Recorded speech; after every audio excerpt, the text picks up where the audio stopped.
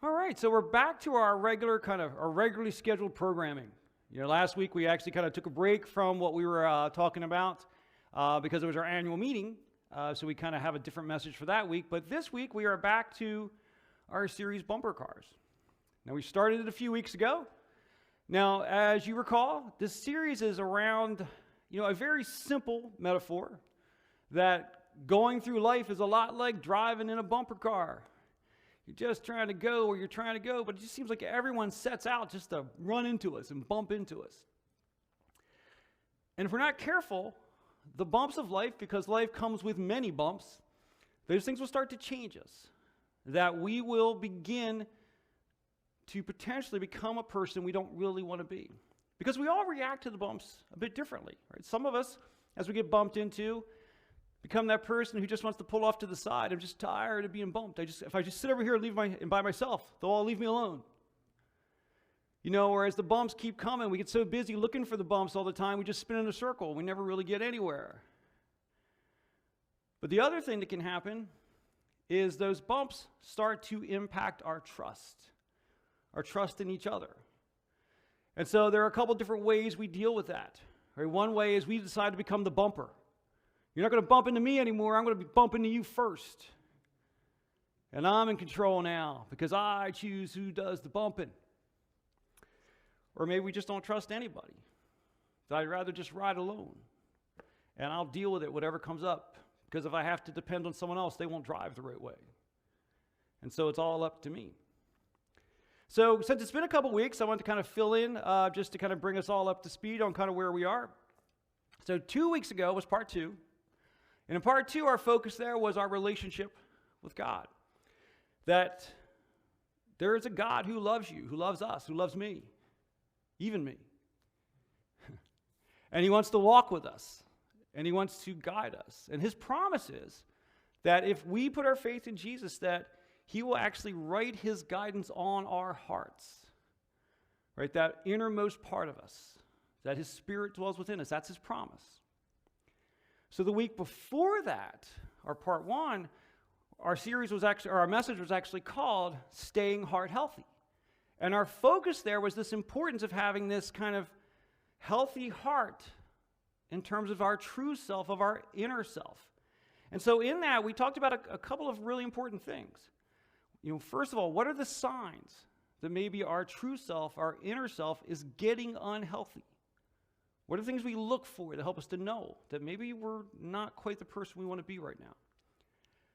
And then we put together a plan that we could say, well, let's walk through this. What questions can I ask myself to understand kind of what's the source of that? Why is that happening to me?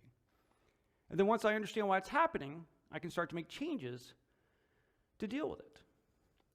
Now, as we finished up part 1, as we talked so much about being heart healthy, we talked so much about the work we could do individually, the last part of that message, we said, but although it's our individual responsibility, we're not alone.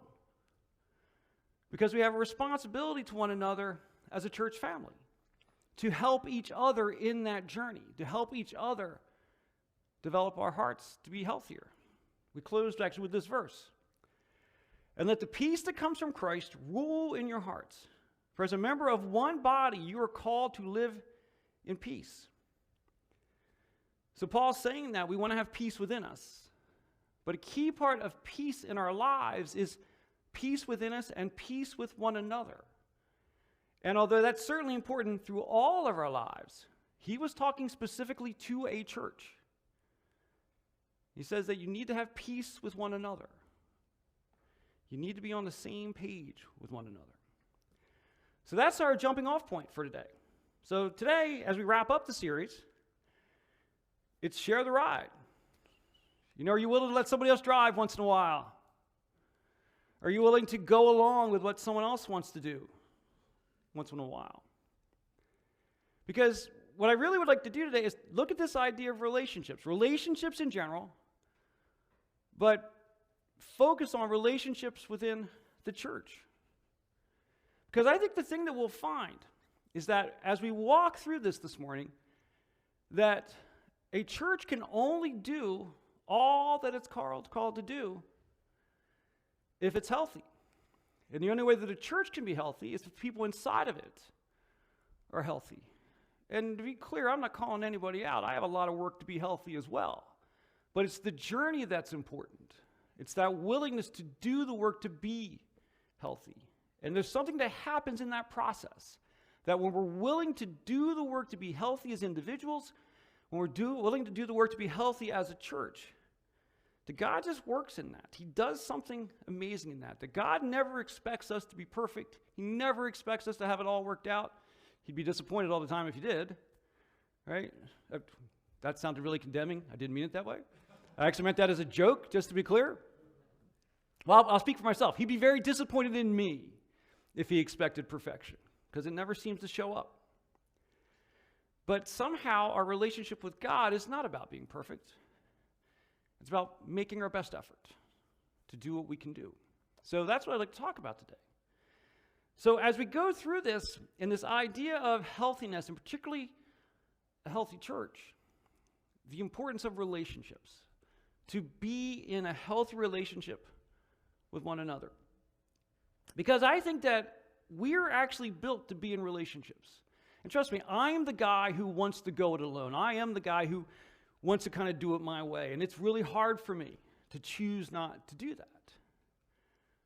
But what I have to trust is that as God leads me to do things differently than that, that is really his plan, and that his will and his work is most fulfilled when we will be in relationships with one another. Because relationships, I believe, are fundamental to our created nature.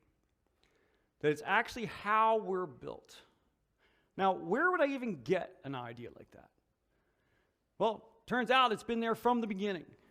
Like literally the beginning, like the creation narrative.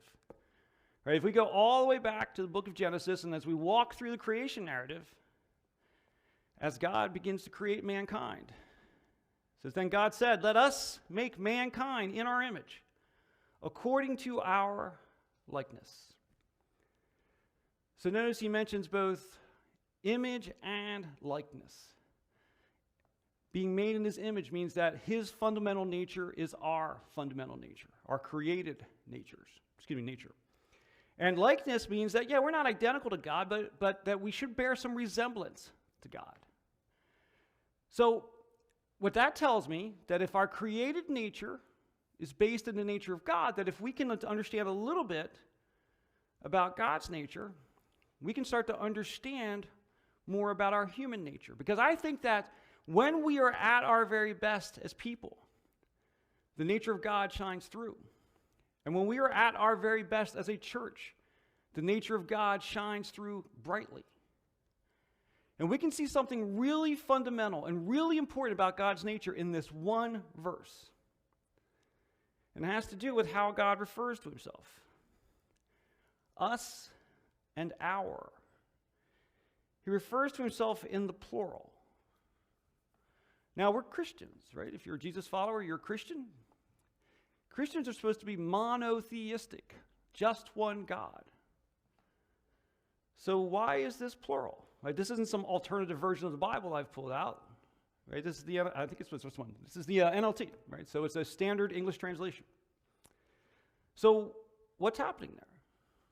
Well, a fundamental part of the Christian faith is that God is one, but he exists in what we call three persons, which is a very confusing concept. I think the best explanation that I've heard of it is that God is one, but he has chosen to reveal himself to mankind through three distinct expressions. That there's God the Father, what we normally think of as God the Son, Jesus, and then God the Holy Spirit, his Spirit dwelling within us. So what that tells us is that there is this one God, but he's got these three distinct expressions, or what we call persons inside of him. So it's three working together perfectly as one. Well, that sounds a lot like a relationship. In fact, it sounds like the perfect relationship. So that tells us that the fundamental nature of God is relational, that he exists perfectly within a relationship. So our fundamental nature is relational. And if that's fundamental to our nature, in order to be all that we can be, we need to be in relationship with one another. We need to be in healthy relationships with one another. But there's one challenge about that. People are hard. Right? People are difficult, man. You want your own way, I want my own way. Right? So we butt heads all the time. So we need to make a choice to get along. That relationships only work when we're willing to, and this is a bad word, compromise. Right? That when we do things, we need to be willing to give and take, and give a lot more than we take, which is a hard thing to do. And what happens in many of our lives is that as we're in our relationships and as we are pushed to compromise, we start thinking that, you know what, this is just too hard. I'm just going to go it alone. I don't need all this. I'd rather just do it myself. Or sometimes we don't go quite that far. We're not saying I won't work with other people, but if I'm working with other people, I'm in charge, right? Right? So you're all just going to do what I want to do. Right? That's the other option. Or maybe the most toxic option is to not be the one in charge, but constantly try to do things our own way anyhow. And as we go through all those things, whether we go it alone or we demand to be in charge, we just demand to exert our own will even when we're not in charge.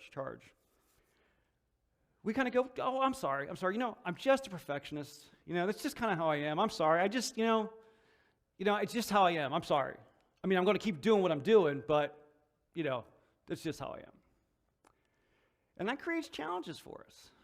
And the reality is that when we do those things, when we find ourselves in any of those situations where we're going it alone, where we're demanding to be in charge, we just push our own will even when we're not in charge, what we're really doing is being dishonest with ourselves and with each other. Because if I'm not in control, that means that I have to acknowledge that someone else's ideas might be good ideas. In fact, might even be better ideas than mine. Or that someone else might actually do it in a way that I don't like, but it turned out it was just fine. Because sometimes there are more than one ways to do the same thing. And it really comes down to trust, right? Trust. Trusting each other and being trustworthy to one another. That the only way to have healthy relationships is for trust to be front and center. But trust is scary. Trust is risky. Or if I start to trust people, they might hurt me. They might let me down. And as I try to be trustworthy, in order to be trustworthy, I have to be trusting. So even if I'm the one that's kind of giving a bit, I have to trust. And we've all been let down. And we've all had people who said they were going to do things and not do them. And we've all had people who we've trusted who have done things that have hurt us a great deal. And so we just decide trusting is no longer worth the risk. But it is worth the risk. But it only works when we're all in it together. Because as we trust each other, we actually become stronger. We start to become better. And we can start to work on important things, complex things, difficult things together. And we begin to succeed because we can do more together than we can do alone. And when that happens, we start to grow closer. I believe there is no way to grow closer to another person outside of marriage. There's no way to grow closer to another person than work on a hard problem together. That something happens when we work together on a hard problem. And even when we don't necessarily succeed, even as we work through it, that process makes us grow closer. And as we make mistakes and as we solve those problems together, we actually grow closer. So all of those things come together to help us build healthy relationships with one another. And I truly believe that life is far better when we have healthy relationships in it. But I believe there is one place where healthy relationships is the only option. The only option if we're going to do anything that matters. That's the church. The church needs to be that one place where we find our healthy relationships. And Paul, the Apostle Paul, actually points out why that's so important. Because he describes the church in this really vivid visual way. Addressing a church in Corinth, he says, Now you are the body of Christ, and each of you is a part of it. So Paul says that the church is Jesus' body. The church is Jesus' physical representation on this earth. Now, 2,000 years ago, Jesus was here himself. Now it is up to us. And we are the ones to be his representative. But look how he describes it. One body made up of many parts. Right? One body, the church, many parts, you, me. Well, we have an example for what the perfectly healthy expression of that looks like. One God made up of multiple persons, perfectly in harmony. Well, if we are Jesus' physical representation on this earth, we need to be in harmony. Because we cannot be in harmony if we are not in sync. Because it's our very nature to be in harmony. We can only live fully as we were created if we're really in sync, right? That's what we inherited from God. And since we are meant to be the expression of Jesus' presence in this world, we need to be in sync with one another as we do that. A healthy church is anchored in healthy relationships. But see, here's the thing. Healthy relationships don't happen by accident, right? Which means healthy churches don't happen by accident. Healthy marriages don't happen by accident. You know, I'm very blessed to have an incredible relationship with my wife, which is probably just means she hasn't caught on to how stupid I am at this point, I suspect. But the reality is right, there's been a ton of compromise over the years. I mean, I don't think it's been bad compromise. I think it's been good compromise. I think there have been huge challenges. You know, I mean, we ran a business together. I used to make her cry, you know. I didn't on purpose, you know, but I talked to her like people I work with. Didn't talk to her like she was my wife.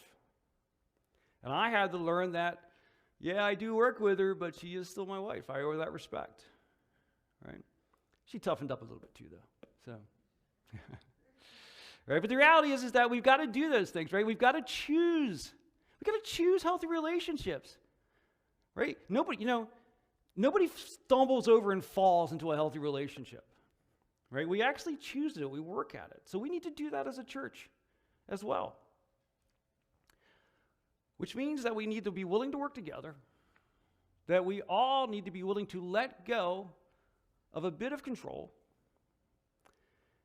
And we've got to really start to work on respecting one another. I'm not saying that we don't respect one another, but there's different levels of respect, right? There's kind of respect that comes across automatically, that you kind of just grant someone implicitly. But there's also critical respect that develops when you choose to do it, to acknowledge someone's importance as part of the family of God, and actually put that forward. And that respect grows and that relationship grows when we come together as a team to do a common set of things. I mean, we talked about last week the things we were able to do last year. Imagine if we just kept pulling together tighter and tighter. What we could achieve going forward. Now, as Paul describes the church, he uses some really interesting language about what the church is and what it looks like when it's healthy. He says, as a prisoner for the Lord, then I urge you to live a life worthy of the calling you have received. Now, this is a letter he wrote to a church located in a city called Ephesus. And notice that he starts out with, as a prisoner for the Lord. Interesting fact, that's not a metaphor. He's literally in jail writing this letter. And what he's saying is that as a person who's all in on this Jesus thing, that I have worked over the years to do what I feel Jesus has called me to do, and I've tried to surrender to that. And it has cost me a great deal. But what I have gotten from it is far more important than what's cost me. He says, as a person who is a brother in Christ with you, who has done the things that are hard and has seen what God does with those things, he says, I urge you to live worthy of the calling you received. Now, he doesn't even say what the calling is here. What is the calling? Well, we talked about that last week.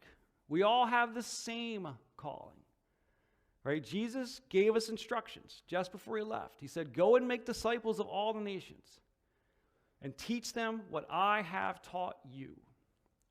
Now, we may do that in ways that are particular to our individual skills and our individual personalities, But fundamentally, that is our call as individuals, each and every one of us. If you put your faith in Jesus, that is the call that Jesus extends to you, that this is what I've asked you to do, to take what you have discovered and take the things that you have learned uniquely in your own way. Because there are people who need to hear those things who can't hear them from other people, but they'll understand them from you.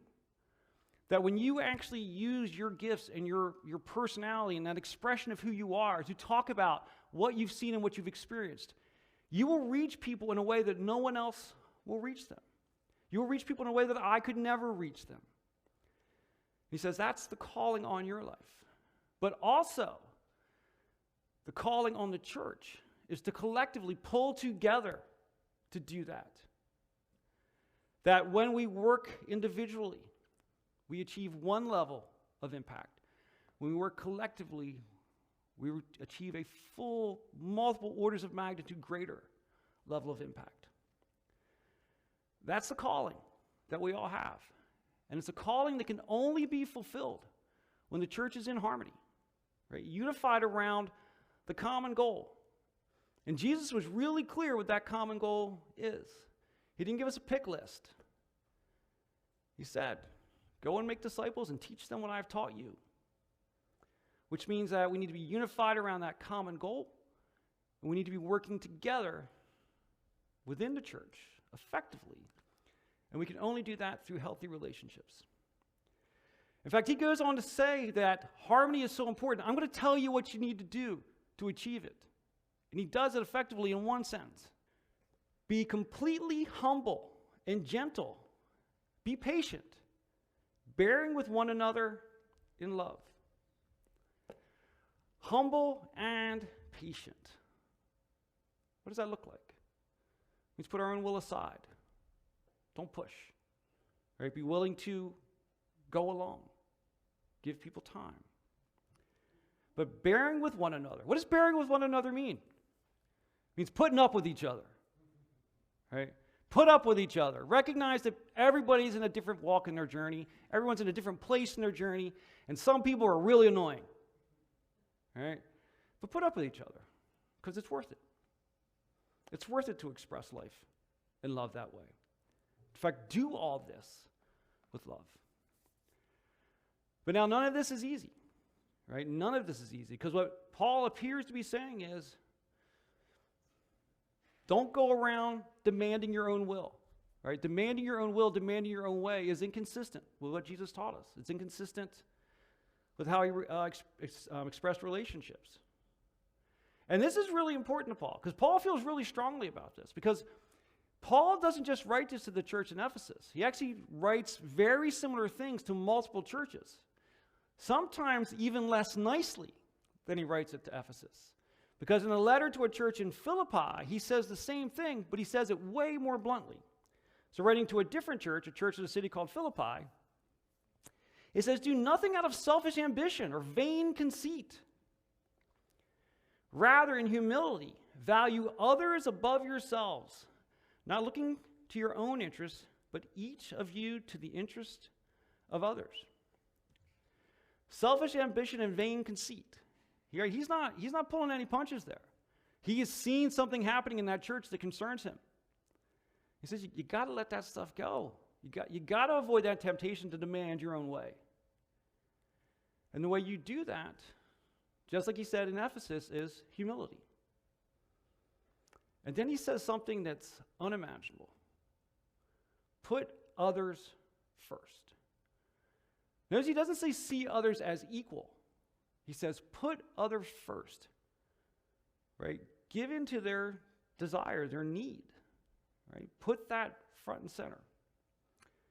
Now, to be clear, because the first thing we do is we hear that, they're like, well, what about me? What about me? I mean, there are real things that I need, right? And there absolutely are real things that we need. But what he's saying here is that, yes, of course, take care of yourself. And if you've got unique abilities, express those abilities, leverage those abilities, use those abilities to do good things. But we try to treat everything like it's actually that important. And many things are actually not that important, right? Many things can go one way or the other, and ultimately it's not really going to matter much. If it does matter, it's not going to be a great deal. So in situations like that, Yield to each other. In other words, if it could be my way or your way, do it your way. It's fine.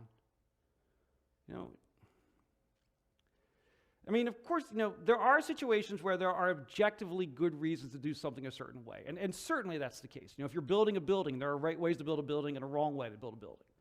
Right? So in those cases where there are objective right and wrong ways, sure, talk to each other. Do it with respect, right? Do it with humility, but put forward your ideas.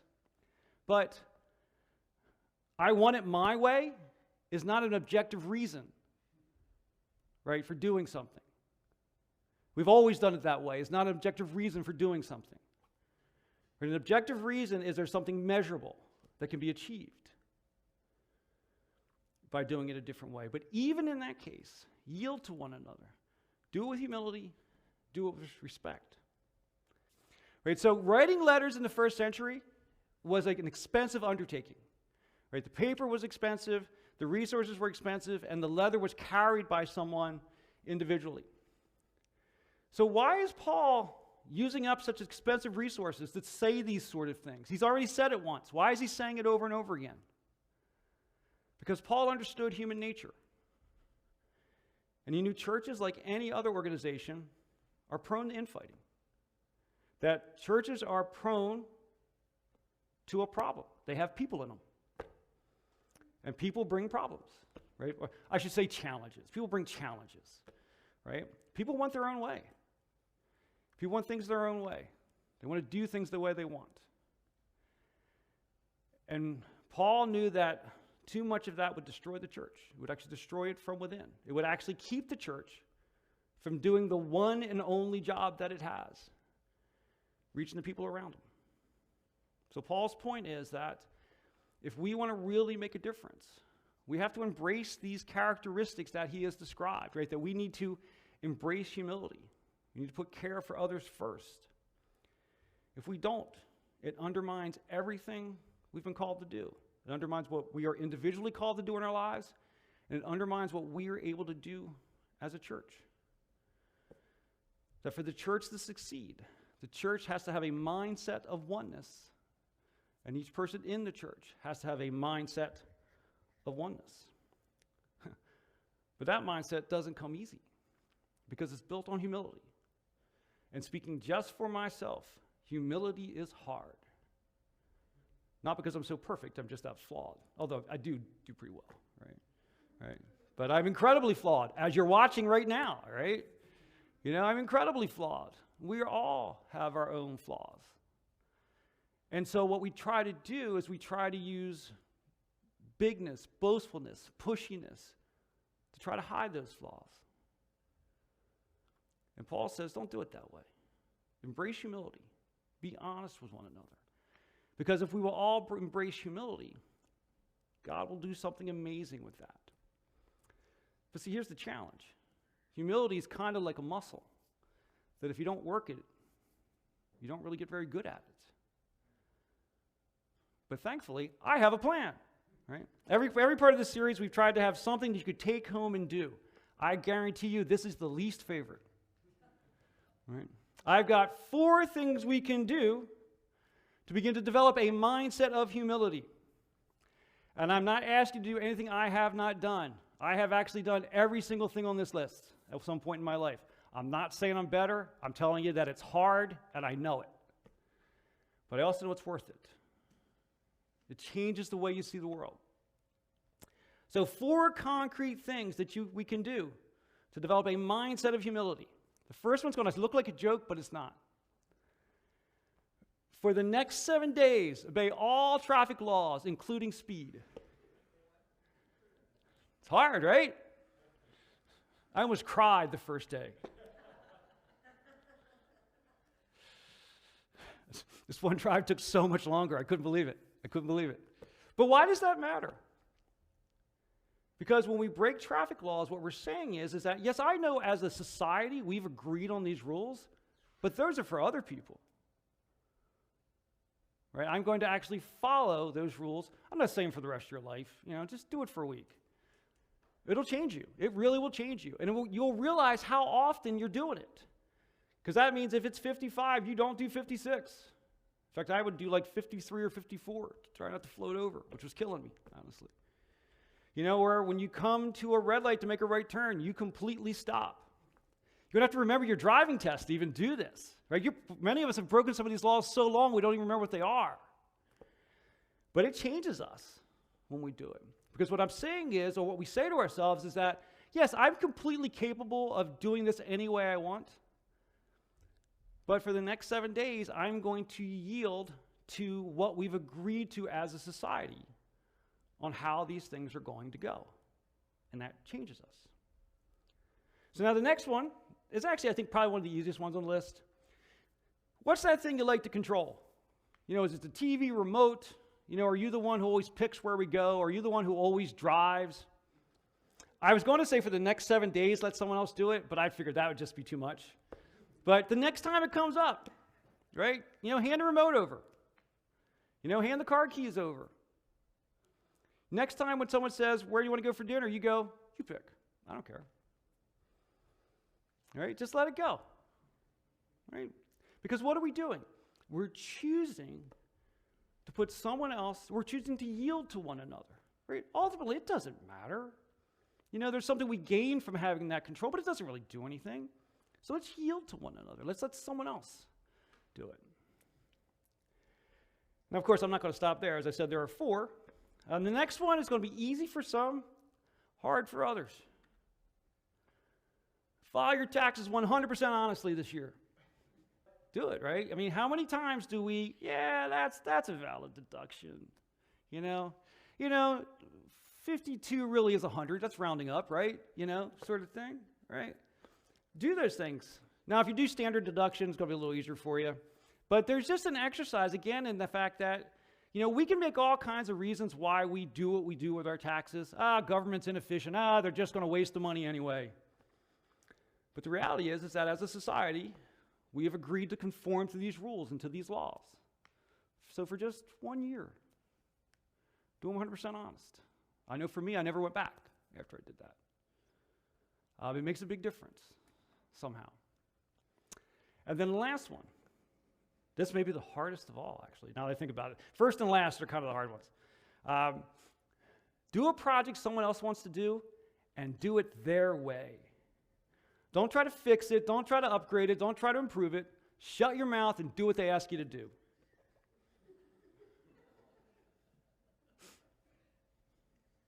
Why? Because you're yielding to someone else. It doesn't really matter. You know, I mean, if they don't put all the lug nuts on the tire, you might want to point that out, sort of thing, right? But a lot of this stuff doesn't really matter. Just do it their way. Just do it once, their way. And doing those sort of things changes us.